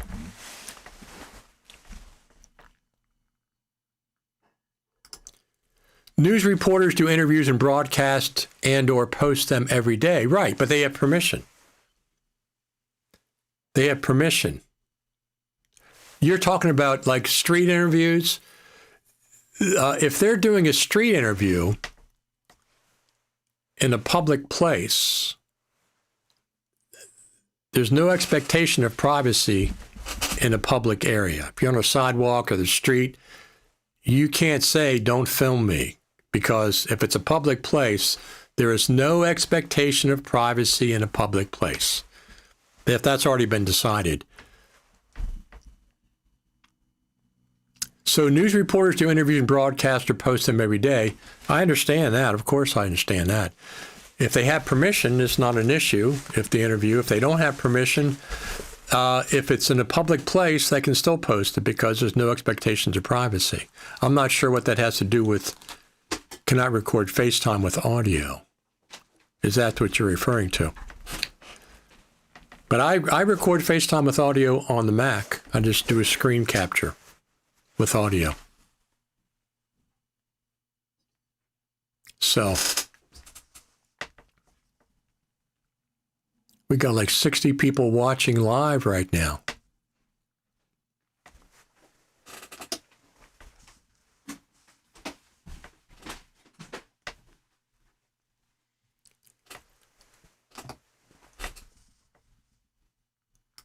Was asking because you said some options only visible in Apple Photos and not Final Cut?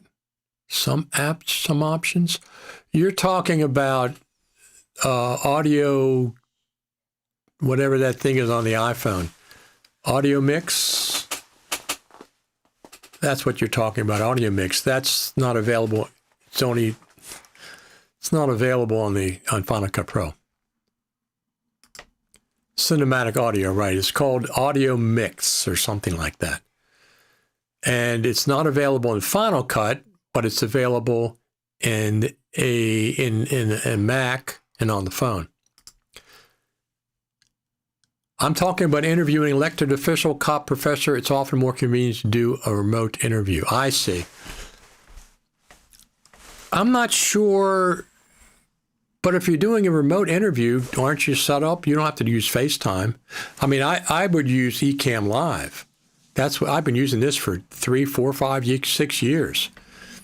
I would set up an interview, send them a link to log into, and I'd record the whole thing. Not only do I record what I'm broadcasting, I also record individual video and audio files with Ecamm Live.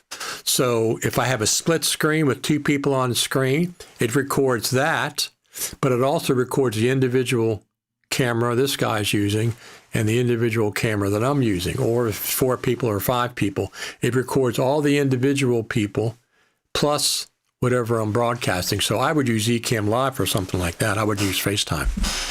But I didn't know that FaceTime doesn't record audio. I didn't know that. Can't you? But what about screen capture? I don't know. I can record FaceTime with audio on my Mac. As a screen capture, I can, because I've done it before. I do it with family all the time. All righty. So I expect this to be a slow news for Final Cut Pro between now and the rest of the year, with the exception of when FMC and Apple will be making an announcement about the Final Cut Pro Creative Summit in December, they said. So when they say December, they're not going to do it during Christmas vacation. So they're not going to do it at the end of December. They're going to do it the first, second, or third week of December. And hopefully they're going to have information like the dates. The dates. They're going to have the dates of the Creative Summit in the spring. I'd like to see the dates and like to see the location, the hotel. If it's going to be back at the Juniper or somewhere else, but the dates are most important so people can make preparations. They can take off work. They can make airfare, etc. That's the next thing that I can think of that's going to be happening, other than maybe there's probably going to be some sales on Apple equipment and maybe plugins. Final Cut Pro plugin manufacturers typically have plugin sales Black Friday, which is the Friday before Thanksgiving, or the Friday after Thanksgiving. They call it Black Friday. I don't know why they call it Black Friday, but they do. And then our friend Clay Moore says Zoom, of course, does that, but it may be assumed you're being recorded, but you can opt out if maybe you don't want your Zoom feed to be part of that. I think he's talking about recording people he has permission to record. But I use Ecamm Live. You can even use Ecamm Live into Zoom. Ecamm Live has a virtual camera and a virtual microphone that you can use in Zoom calls.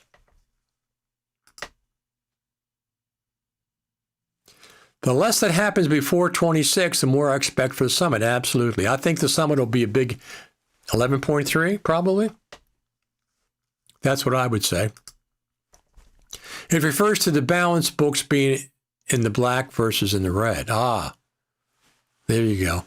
That's true for Black Friday. With all the anticipation, do you expect a very big Final Cut Pro Creative Summit in 26? I think one of the reasons that they delayed it to the spring is 2024 was way, way up here. The 2024 Creative Summit, I have to say, was probably the best Creative Summit I've ever been to. And I've been to every one since 2016. Not the very first one, every one in Cupertino.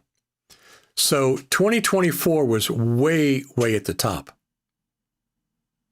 I don't think they wanted to have one that wasn't as good as 2024 by rushing it in the fall of 2025. I think they wanted more time to do another one that's way up here. So that's my expectations. I expect 2026 to be just as good as 2024 or just a little bit better.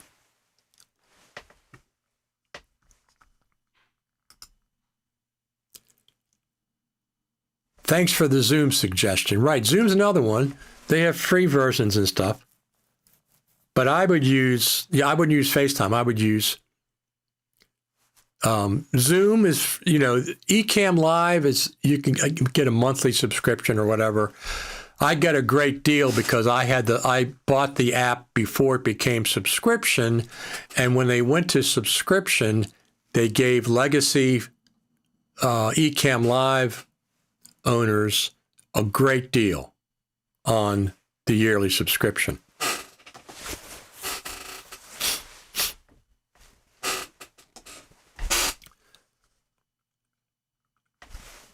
So Zoom is another one. There's a couple of other ones.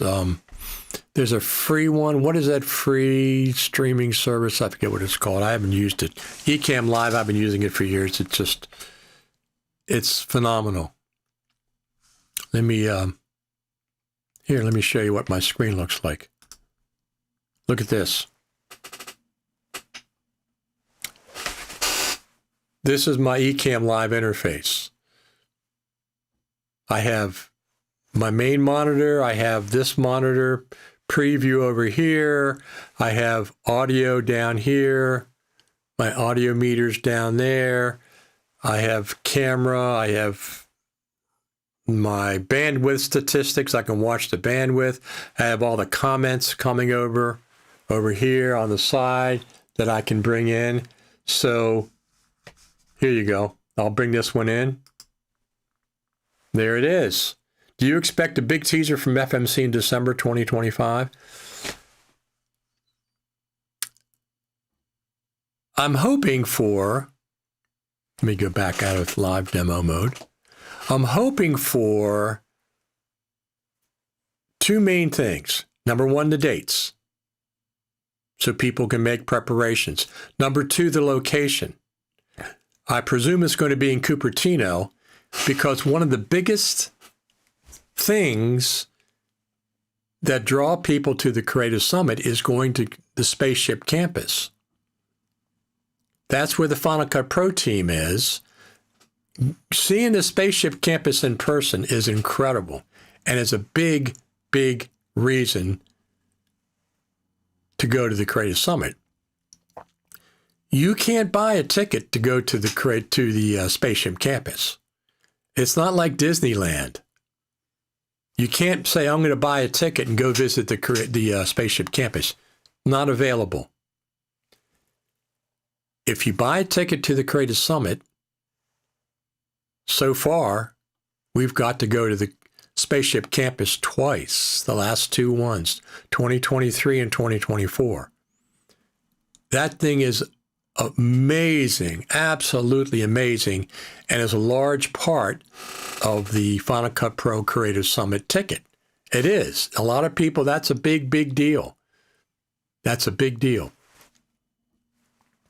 So, do you expect a big teaser from FMC in December 2025? I hopefully will get the dates and the location. The hotel. Back at the Juniper would be fine. Back at the Juniper would be fine. Somewhere in Cupertino, obviously. So Cupertino, there's three airports you can go. You can go to SFO, which is kind of far away, 45 minutes. San Jose is a smaller airport. That's about 12 minutes away. And then Oakland is also one you can go to. So three different airports will get you to the Creative Summit. Which month do you expect? April, May, or June? Not April because NAB's in April. Not June because WWDC's in June. May. May is the month that I would suspect the Final Cut Pro Creative Summit. Maybe at the end of April, the last week, probably in May. June is WWDC. Apple's busy. April is NAB. FMC is busy. They could sneak it in a little, at the end of June. I mean, not the end of June, at the end of April, the last weekend of April. But I think May is more realistic, if they mean literal spring.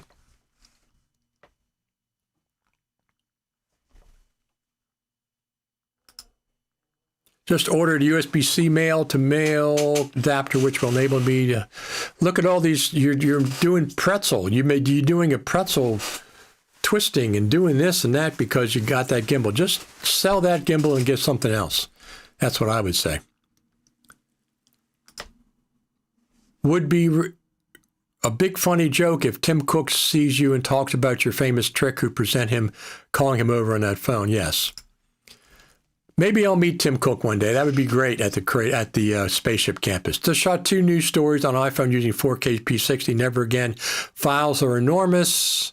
You have to use compressor anyway, so it's unnecessary. Especially for YouTube, my stacked MacBook Pro was struggling. I don't have any problem shooting 4K 60p and editing in Final Cut Pro. I don't presume you did ProRes. Maybe you did. If you did ProRes, the files would be enormous, but easier to edit with. I have a Mac Mini Pro, M4 Mac Mini Pro, which no problem handling 4K 60, and I have a M1 Max MacBook Pro. It's not any problem. Your stacked MacBook Pro is struggling. That's interesting. I don't have any problem with that. The other thing was, if, shooting in ProRes is easier for editing, but the file sizes are 4 to 6 to 8 times larger, so you have to have storage and stuff. But I edit with ProRes RAW without any issues. And that's very, very demanding ProRes files. So far, I mean, I'm not doing multicam. If you're doing multicam, that's a different story. Doing multicam, it's a different story. So, I don't expect any feature update between now and the end of the year. I think the next feature update will be at the big feature update. I mean, they could sneak in something. I'd like to see at the Creative Summit text-based editing, better captions, subtitle controls with captions, a roles-based mixer. That's a big ticket item that I'd like to see. It's coming. It hasn't got here yet. But I'd like to see that at the Creative Summit. Final Cut Pro 11.3, probably 11.3.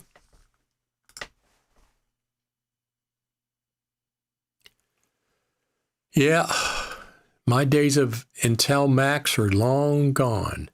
I had the 2019 Mac Pro, and I loved that machine. It was just the best machine to work. But of course, once I came out with the M's, I don't buy them anymore. Anyway, everyone, thank you so much for showing up. We want to give a round of applause, not only to you, everybody that's watching. We have the best live audience, also to the Final Cut Pro team. All of you in the Final Cut Pro team all at once. Am I? Yeah, I've still got it. Yeah, whatever. But anyway, I don't expect anything to be happening. We're going to be entering, this is October the 25th. We're going to be entering November, and then we get into Thanksgiving in the United States. Thank you very much. Thanksgiving in the United States coming up. Black Friday after that. The Friday after, which a lot of the Final Cut Pro plugin people will be having sales during that time. A lot of times there's sales on Amazon and stuff. But I don't expect any feature updates. They could sneak one in after the first of the year before the summit, but I think they're probably working towards the summit for a big update. That's just my guess. I'm looking forward to the summit again. That's my favorite event of the year.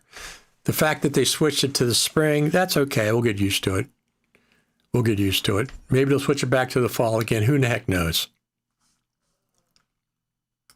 What are your import settings? Do you transcode? No, I never transcode. I shoot. It depends. I shoot in HEVC or H.264.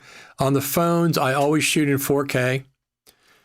The Blackmagic camera has a high data rate HEVC. I use that. If I'm shooting in ProRes RAW, I have no idea what the settings are. I do full sensor sometimes, open gate. Other times I shoot 17:9. But I don't shoot mostly ProRes RAW. I just do that for certain things. Other than that, I shoot HEVC or H.264. No, I do not transcode. If I want to transcode to ProRes, I'll shoot in ProRes rather than transcoding H.264 or HEVC into ProRes. I'll just initially shoot in ProRes. Please, Final Cut Pro team, give me my audio roles-based mixer at the Creative Summit 2026. It's coming. It is coming. I'd like to see that in text-based editing. That would be phenomenal update. Now, listen, I watch people complain about Final Cut Pro, and I've had things to say about the slower rate of updates than like Blackmagic or whatever, but I still use Final Cut Pro as my main editor. So it is what it is. They are going to stay on their even keel of update schedule. They're never going to catch up to the rate of updates that Blackmagic can do. It's not going to happen. They're going to update on an even schedule and make Final Cut Pro an excellent NLE, which it already is. I love Blackmagic as well, and I like LumaFusion. That's more than enough NLEs. I don't need any more. Now, I did an update to Final Cut Pro Radio podcast last week in Logic. Logic is phenomenal for doing audio. I love it. It is so good for audio. It was a breeze to do. Absolute breeze to do it. I haven't done it for a while, so I'll do another Final Cut Pro Radio podcast. Between now, I'll do one or two more between now and the end of the year. But Final Cut TV live on Saturday mornings at normally between 10 and 12 noon on Eastern time is kind of taken over for the most part, but I still will do the podcast. I've been doing it for a long time, both of them. All right, everyone, I'm going to get out of it. We've been on for over 2 hours talking about Final Cut Pro, talking about the new Lumix update. Has anyone used the new Adobe Premiere app for iPhone reviews? I've seen, go on YouTube, and it's pretty cool. It's pretty cool. The basic version is free. I'm not a big fan of Adobe because of the way they hold you ransom for the monthly subscription. But if they're giving away that free app, that's fine. It would not surprise me if the Final Cut Pro team adds a free version of Final Cut on the phone, although you could say that's iMovie. You could say that. Since Final Cut Pro 11, the Pro team have seen more active. They were so good in 2024. The whole team was. The whole team was just, there was so much energy at the Creative Summit in 2024.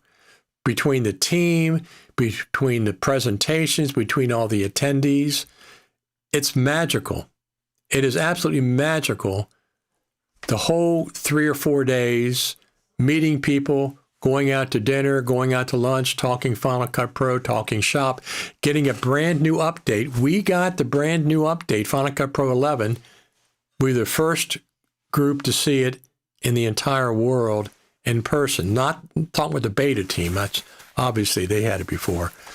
But to see it in person presented to us at the Developer Center Theater, which is walking distance to Cupertino, to the Spaceship Campus.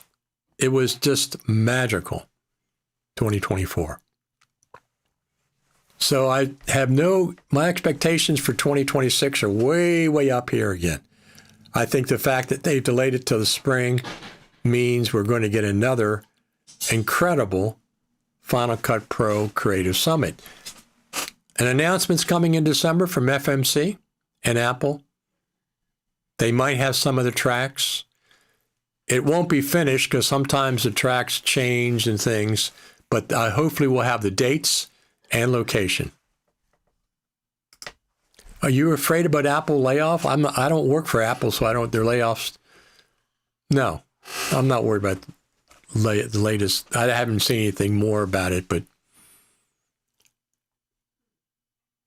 just as long as they keep working on. Look, the Final Cut Pro team is not that big compared to some other companies, so they can't lay people off from the team. let's just get to spring 1 year at a time. Let's get to the spring Creative Summit in the spring.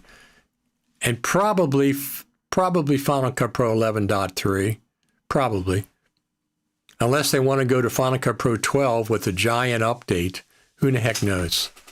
We don't know. All right, but I'm going to get out of here. I've been on for 2 hours and 8 minutes so far. Great show. Have a great weekend. Thank you for tuning in.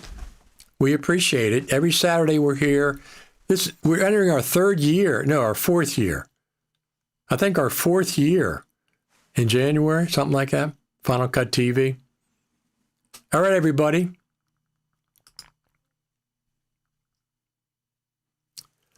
You missed the show? You can rewatch it on Facebook.